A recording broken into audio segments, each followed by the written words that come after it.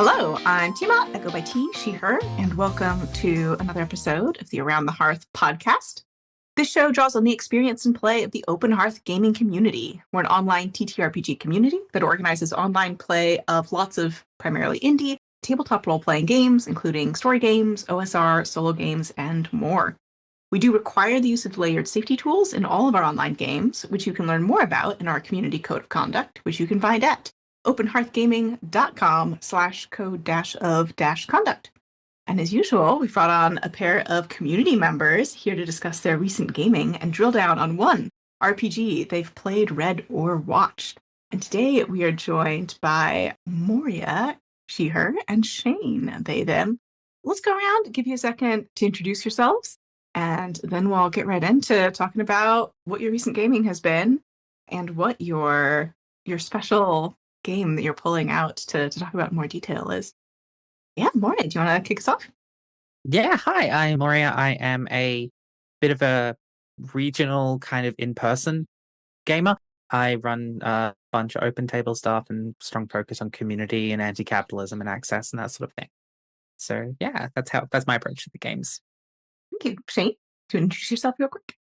Yeah, I'm Shane. I just had 4 wisdom teeth pulled out of my head. I apologize to anyone who typically lines or fails dental trauma. But I'm feeling pretty good today and excited to talk about games. As am I. Let's start with Moria. What have you been playing recently? And then what are you going to be telling us about in more detail? Yes, of course. So I've been playing a lot in a local Lancer group, kind of mucking around between the online and in-person kind of components of that game and really enjoying the effectively D&D 4th edition hackiness of it all. And of course, mechs are fantastic. And I'm also running an open table Shadow Dart game and teaching myself how to GM through that, and as well as, running an open table. So anywhere between 3, and I think the highest we've had is 16 so far. And whoever shows up on the day. Yeah, it's fun. Is so many. It is, but it's really, really good when you're doing a level 0 just dungeon crawl. Everyone's dying constantly. I think at one point we had someone jump into a river, die, and then respawn, coming in as a new character floating in on the previous character's corpse, die again, and then someone else and a third character come in by the same player. So yeah, really enjoying it. Really, really good system to learn and teach. But the game I'm bringing in today is something that's really kind of near and dear to my heart, basic fantasy role-playing game, which, though the name is leaves a little bit to be desired, it's honestly kind of a fascinating and fun system. Tell us more about basic fantasy role-playing game, which does sound like the generic. This sounds like the store brand. Like we got D&D at home. It is absolutely the store brand. It's closer to this is the Linux of TTRPGs. So it is open, it is free, not-for-profit. So I've been fascinated with the idea of accessibility and access in gaming stuff. So I've come from a background teaching participants in the NDIS program, which is like a disability scheme here in Australia, and giving them something that's social, accessible, and fun. And because I love the OSR and I love 90s gritty nonsense when it comes to TTRPGs, this just sang to me. So I really like this idea of a infinitely hackable, easily accessible, but still somewhat familiar fantasy TTRPG. So it doesn't have things like THACO. I don't have to teach that. It's very much still following the Advantage kind of 5th edition nonsense. But it does have a strong kind of, I guess, you buy all the books at cost. So I think I have the entire collection for less than what I spent on just one, than what I spent on the Lancer core rules. So it's really, really affordable, really, really accessible. And they have, I think one of the things that's stuck out to me for it was just the character creation. They're just just grab a piece of notebook paper and just write this stuff down. It is really fantasy focused, but you can kind of hack it. So I've been testing a solo run through of it, in which I add some of the mutation components of Mutant Crawl Classics, which is a Dungeon Crawl Classics spin-off, and just kind of playing around with the system in a way that I haven't really been able to do with others. It's just, I don't know, it's really adaptable, really fun, and all you really need is a notebook and a set of dice, which to me is what the game needs to be. Or what at the core, what a TTRPG is, I suppose.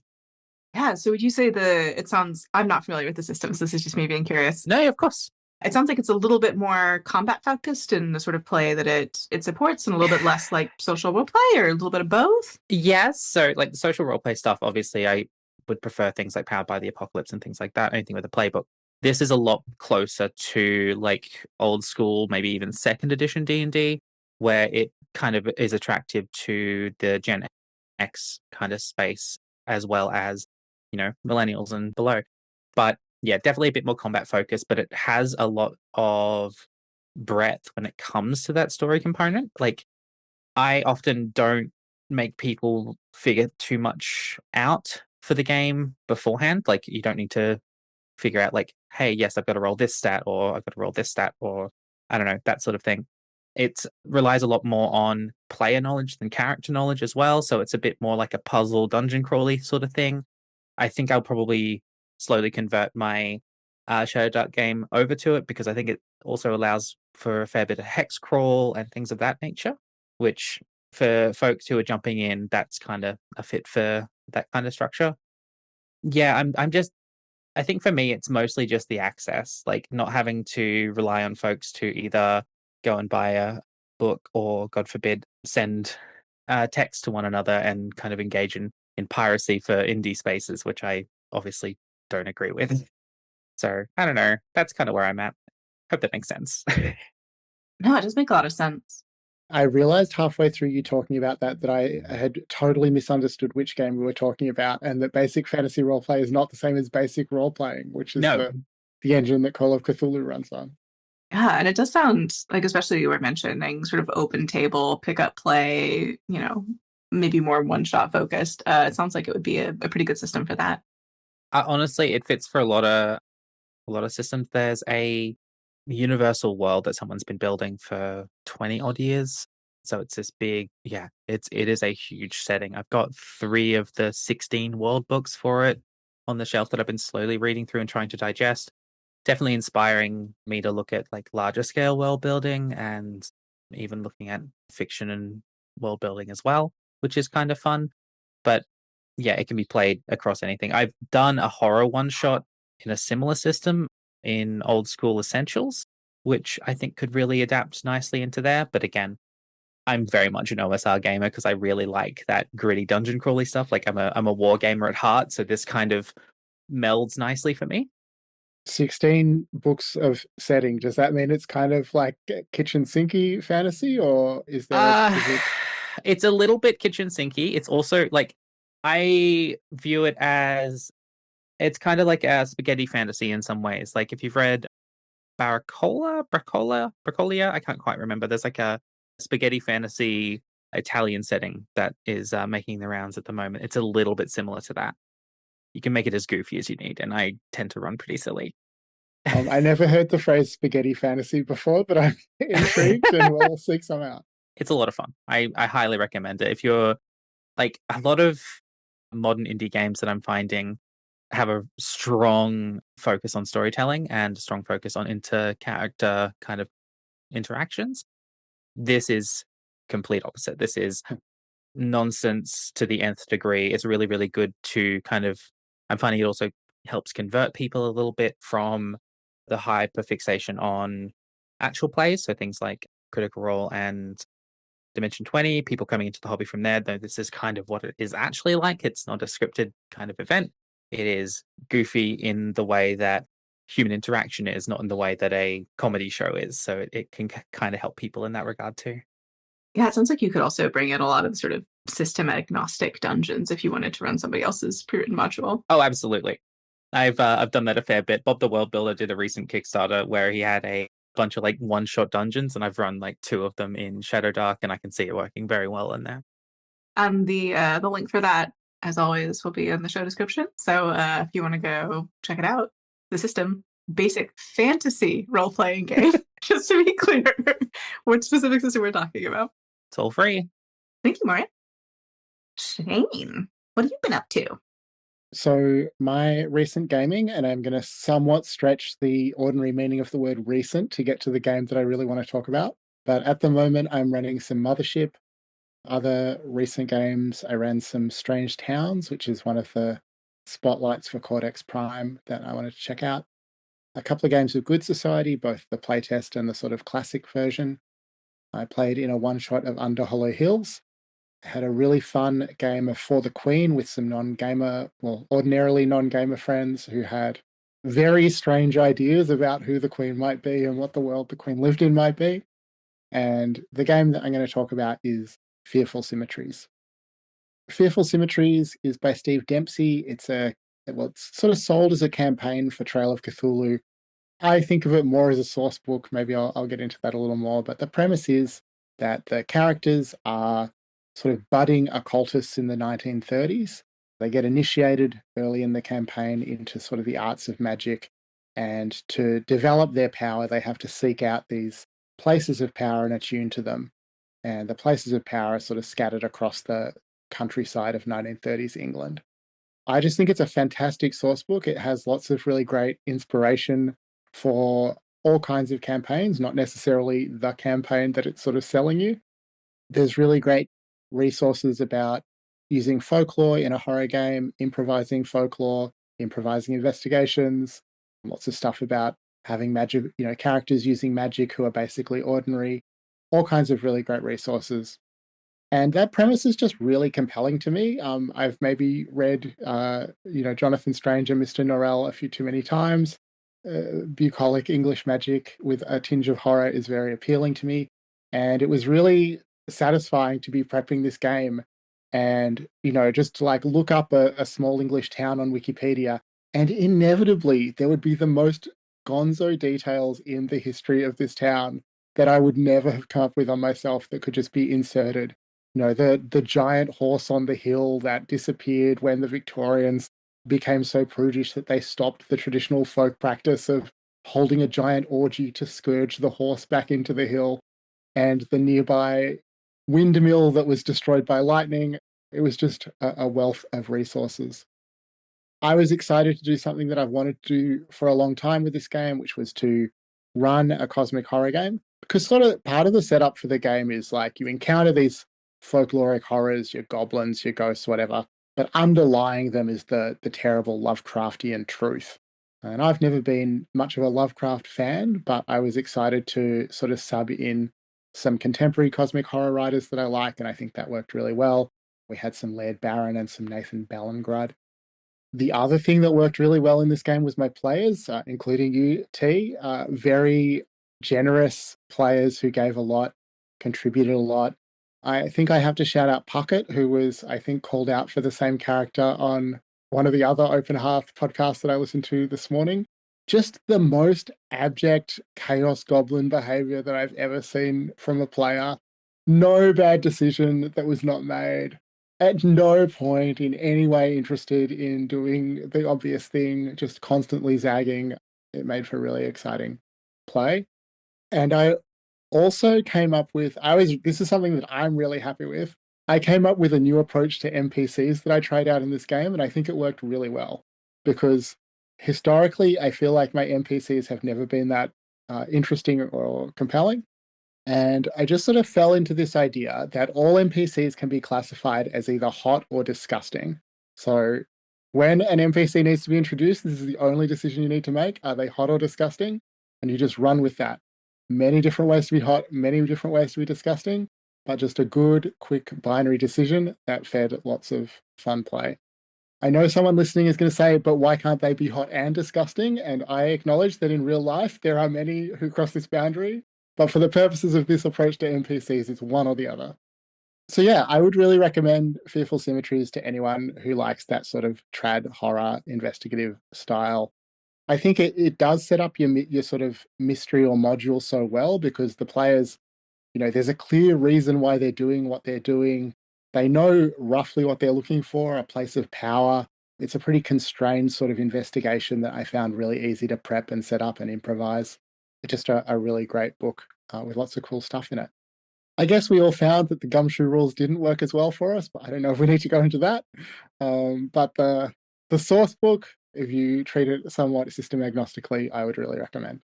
Yeah, it was, as a player, a very fun campaign. And now I'm mentally going back to everybody and be like, were they hot or disgusting? I really love that. I've added that now to my backlog. Thank you. trying not to say things that are just like really going to drag it deep into the minutia of this campaign that I was in, and they're more about of more general interest. Although again, this is all on the YouTube collection playlist. So if y'all wanted to go watch this happen, you could. Yeah, do you want to talk a little bit more about reflavoring cosmic horror to bring it a little bit more modern? Because that was something that I really appreciated as a player, and I know that a lot of people are sort of interested in that flavor, but not Lovecraft specifically for a variety of reasons. Yeah, I mean, there's so many good reasons not to be very excited about Lovecraft. The obvious racism and other sort of horrific reactionary content. I've personally not really enjoyed Lovecraft when I've tried to read his work, so there's that as well. And also there's like how many hundred Lovecraft games out there? Like the content is, I think, pretty saturated. But yeah, I do really like a lot of contemporary cosmic horror writers. The two that we focused on in the game were Laird Barron and Nathan Ballingrad, who are writers I really like. It has a bit of a sandbox quality, so you might have run into some other cosmic horror authors if you'd taken a different direction on the map. But yeah, it just worked really smoothly to sort of insert the villains or the monstrosities or the riddles, the cosmic unfathomableness of those other writers. One of the sessions that we ran, or at least one of the main sort of strands of the adventure in one session, was almost literally just the exact a short story by Nathan Ballingrad about retrieving a skull that was an atlas of hell from a strange little man. And yeah, it just all worked really well. Who I must assume was disgusting. Tobias was indeed disgusting. Yes, got it. Moria, do you have any questions? No, I've honestly, as you've been talking, I've been maybe filling up a online cart so that I can read through this, because 1930s British magic, Jonathan Strange, Mr. Norrell, it's lighting up my brain, who like I absolutely adore things like Rivers of London and like that kind of urban magic fantasy. Yeah, I think you've just made a very happy customer, let's say. So I think I'm going to adapt this. This sounds amazing. Awesome. It was great fun as a player. So. Oh, good. Well, speaking of playing, I have, as usual, long-time listeners of the podcast will know I'm usually up to something.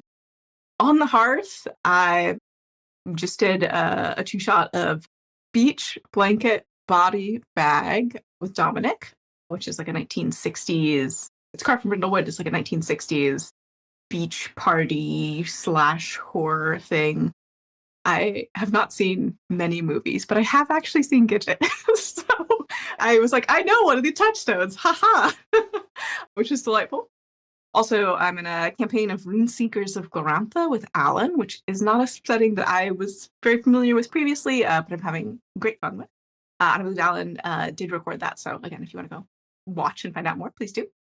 And also, we did the first half of a two-shot of Rosewood Abbey with Callum. Stuck in the Middle with You is the new mystery that is being playtested, which I have been enjoying being a friar. Had a two-shot of Biophage with Dom, which I really enjoyed. It can either be played with 2 players or 3 players, one of whom is the GM. One of you is a human host, and one of you is the Biophage, which is the symbiote who has infected that host. And definitely a horror game. Cannibalism is a core theme, FYI. So if you were interested, just know that that's going to be in there. I had a fantastic time. I also did an Under Hollow Hills one shot, which is actually my first time being a player in the system. I've only ever run it previously with Maya, which was delightful. I did a duet game with Fire Thy Affections Take Wing. I'm pretty sure I said that correctly, with Dunna, where you play as a dragon and a dragon rider who are living through the apocalypse. And you sort of like, you have to like, oh, they meet for the first time and like their travails and becoming closer over time. And it's one of those things where there's like a scoring system, and based on how good you score, you unlock a specific ending, which is always fun. And I just wrapped up another session of Harvest. I know Shane was in the last one I ran, which is a folk horror game, which more I know it's a little bit less on the sort of the OSR side, but if you enjoy folk horror, I would say definitely worth a shot. Although every time I have run it, it has been for a set number of sessions, and it's something where there's a set number of acts you need to get through, and there's a mechanic that moves through the next act. And every time I'm just like sitting there sweating about time management So my recommendation would be open-ended number of sessions, unless you have a table where everyone's really good about, time management. I was stressing more than I needed to. Also, partway through a run of Void Technicians that I'm going to talk about in more detail. And then off the hearth, a campaign of the Between Ghosts of El Paso, doing spooky cowboy stuff, which has been delightful. Ran a one-shot of Goblin Errands, which I'm also going to be running for Shared Hearth. Shared Hearth is our free open community online weekend gaming con with a bunch of one-shots. So if you want to come and play online with us, I'll be running that for that. It's a great system. It's very zany. I had a great time. And my Tuesday Story gaming group, we're doing Armorist or Advent, which I think we probably will for the next couple of years at our pace of play, which is a mech RPG that draws on a lot of mechanics from a lot of PBTA games, all sort of like in a big stew pot that I've been really enjoying. And then we're interleading that with Ocean Tides, which is a Firebrands game. D&D with my college friends. Did a one-shot of Oh Captain, My Captain with some folks locally, which was lovely. And then I've been both running and playing Stone Top and having a fantastic time. And I thought that was the game that I was going to talk about.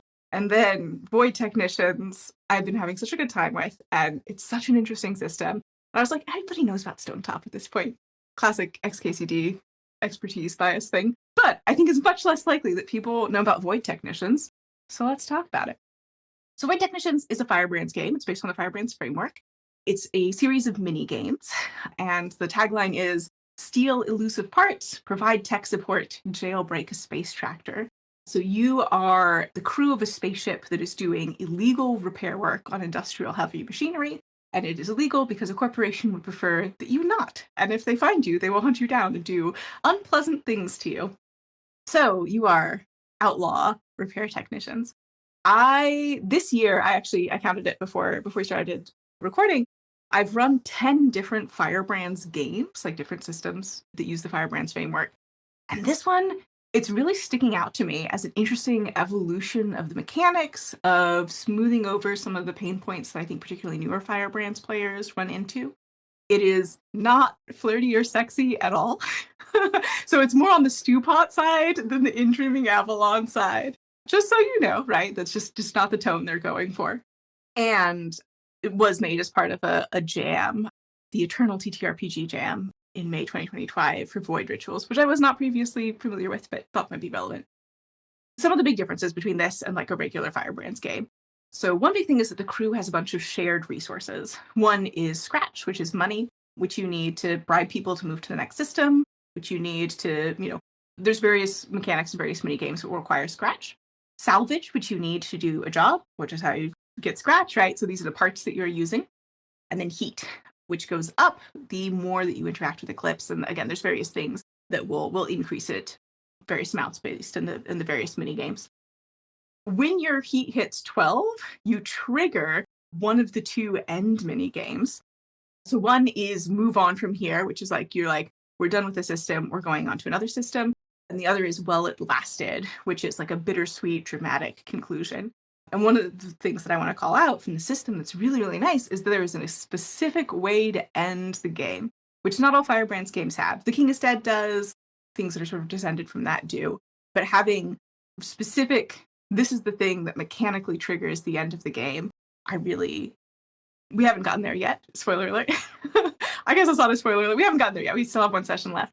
But I really like it because it sets like a sense of momentum and play, and especially with GM-less games, I think sometimes a worry that people can have is very loose, open-ended, kind of ambling kind of play.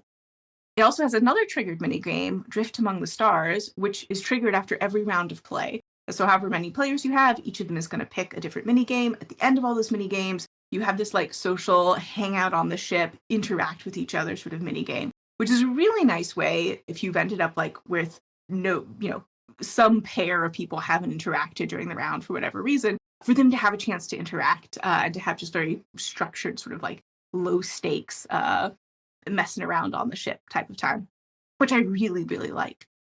Another thing that I really like about it is there are prompt tables. So for example, when you go to do a job, you might draw a card for like, hey, who am I doing this job for? And then, hey, what's the type of machinery I'm fixing, right? Or like, what's this location like?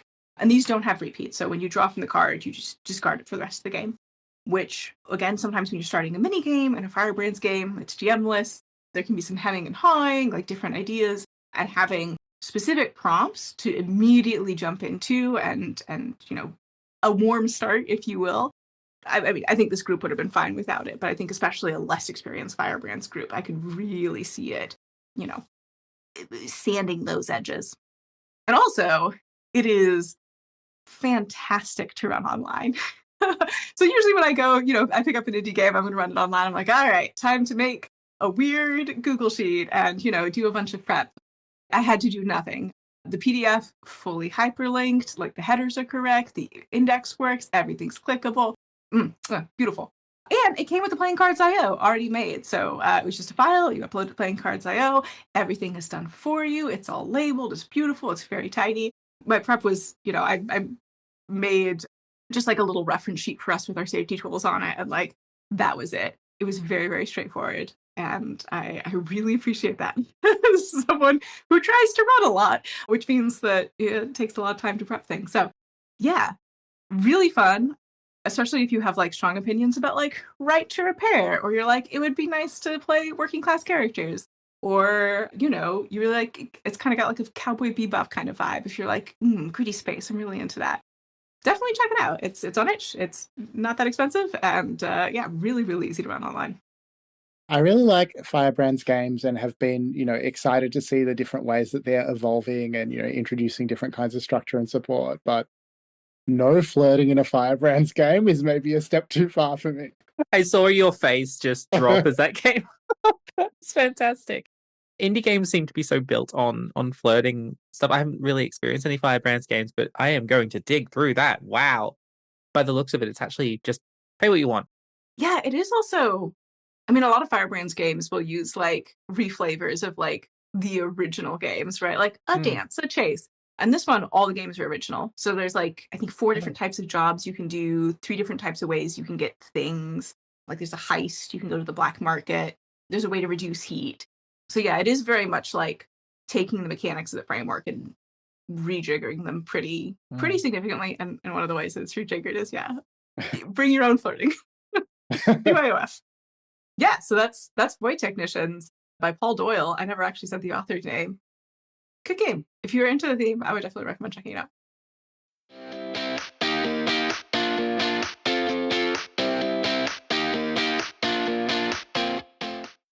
And this brings us to our second segment, Giving Me Life, where I would like to know, I was going to call you contestants.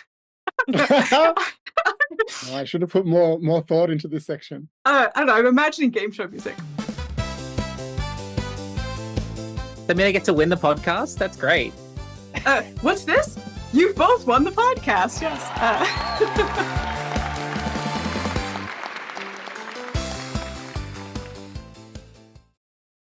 Guests, I guess. I would love to know, what is giving you life? Moria, do you want to kick us off? Yeah, sure. So it feels like it's a bit of a theme coming straight off of your Right to Repair game. I've been working on a couple of hyperfixations that can really just be summarized as kind of handcrafted nonsense.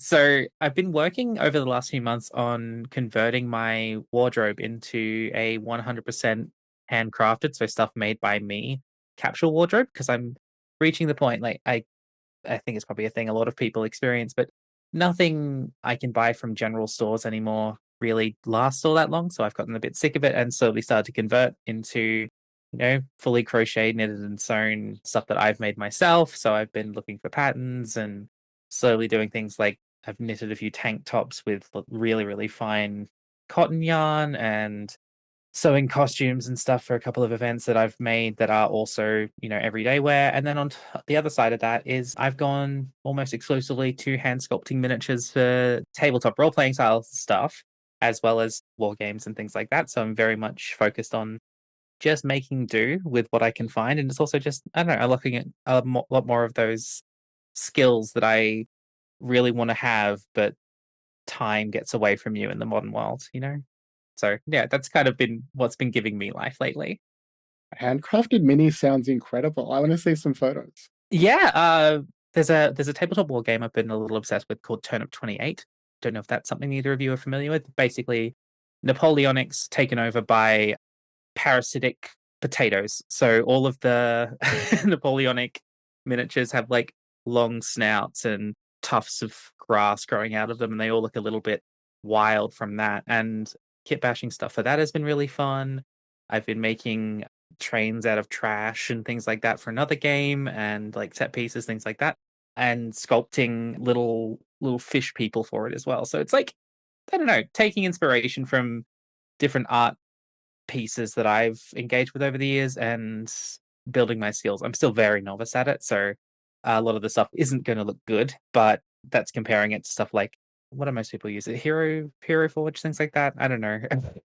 But no, it's been fun. Last time I ran something with minis, I also made my minis, but I did them using number 6 plastic. I don't know if this is universally true. I don't know if the labeling system is international, but that's like the plastic you can shrinky dink in the with heat. Yes. Yeah. It's a really fun little project to do. I don't know. It makes it feel more real, and you get a bunch of stuff that you can play with on the side. I've also been doing stuff with I think I have one here just for you two to see. But I've been doing, there's a game called Gaslands in which you do kind of Road Warrior style kit bashes. So these are just like little Matchbox cars. And that's been a really fun creative outlet, all of that sculpted and tinkering. And then you can use it for tabletop role-playing games too. So yeah. Cool. Oh yeah. Shane, I'm so interested to hear what you decided on. What's giving you life? So I'm going to say that what's giving me life is Brazilian Jiu-Jitsu. My work and a lot of my hobbies can be pretty heady, so it's really good to do something, quite embodied. My boss one time, when she couldn't remember what BJJ was, called it that fucking rolling around on the floor thing you do, which is pretty accurate. I've recently started teaching a beginner class. I really enjoy, sharing it with people and introducing people to the sport. And shortly, I'm going to start running some free classes for sex workers to look at self-defense in that context. And I'm really excited to be able to give back to the community in that way. So yeah, BJJ, rolling around on the floor, all of those things. Oh, that's fantastic. One of my circus coaches a while ago started taking Brazilian Jiu-Jitsu, and there was a direct impact on the drills we were doing for conditioning. Let me put it that way. I can imagine. Lots of rolling involved. Mm-hmm. For me, it's been basketry. And actually, this is going to be also just for the folks on the call. Yeah, you guys. Awesome. Yeah. I'm getting really into it. And also the anthropology of basketry and the material culture of it, because it's so very ephemeral, right? Like we don't have like great records, especially like out of places where it doesn't stay super arid, but also so closely tied to location. And I often think about how, kind of the central rot of colonialism is we can always just get another one because we can't. And here in the southeastern United States, right, to think about basketry is to think about especially Cherokee traditions and other indigenous people, and then their use of river cane in particular, which was once very, very widespread as part of a specific ecosystem called a cane brake. It's a native bamboo in the southeastern United States, has been absolutely more than decimated. It's now a critically endangered ecosystem. And as a result, right, that's just not, well, that and, the genocide and the removal act and all of the, violence that went along with that. And also part of it is the ecological violence and destruction and how, that, I don't know, there's such ubiquitous objects. And if you look around your space, you think about your living space and how many things would have been baskets 300 to 400 years ago and are now like little plastic containers, right? It's just really staggering to think about the degree of change in material culture and how much that is a reflection of place and colonialism and the violence thereof. And that's something I think about while I'm making my baskets. Just sort of a meditation on being human in this place and time. So yeah, basketry. That's cool. It's nice that we all chose things that you do with your hands, but you both had like nice crafty things. And my thing I do with my hands is choke people. I mean, one of the other things I do is HEMA. So like you weren't that far off. It was 50-50. Yeah, listen, tabletop role players, we don't just We don't only pick up dice, we do other things too sometimes. Which brings me to the part of the show where I ask where people can find you and your stuff if they wanted to find out more about you and what you're doing online and what your whole deal is. You can find most of my stuff on trashpile.blog or the-trashpile.card.co, which basically cover everything from my like crafty stuff through to my academic work in queer media and basically trying to become a doctor of gay Star Trek, which is another podcast entirely. But yeah, that's where you can find me. I don't especially want to be found online, but if you want to find me, I guess the Open Hearth Discord server is a good place. Yeah, and you also do have some actual plays of various Open Hearth stuff. That's true. You can find some stuff on YouTube that I've run or played in. Including that Fearful Symmetries game that we talked about. So if you too want to play hot or disgusting, you have the source material. All right. I think that's going to wrap up our show for today. The Open Hearth Podcast is a production of the Open Hearth Gaming Community. We have an online gaming calendar where folks can sign up for sessions, and we'd love to have you join us. We also have a Discord where you can request games. So if you are perhaps in a time zone where, you know, there aren't like a ton of games being put on the calendar and you ask, who knows, someone might have something for you. If you'd enjoyed the show, consider supporting our Patreon at patreon.com/openhearthgaming. We have a Discord, which I just mentioned. We're on Blue Sky, Tumblr, and Mastodon at dice.camp. You can find out more about all of that at openhearthgaming.com. Please consider rating, subscribing, and reviewing our show. It really helps us out. And thank you so much for listening. I hope you've got some systems you're excited to go learn more about, and maybe you want to sew your own clothes, make baskets, and do jujitsu. Who knows? All right. Thanks so much for joining, everybody, and we'll catch you in the next episode.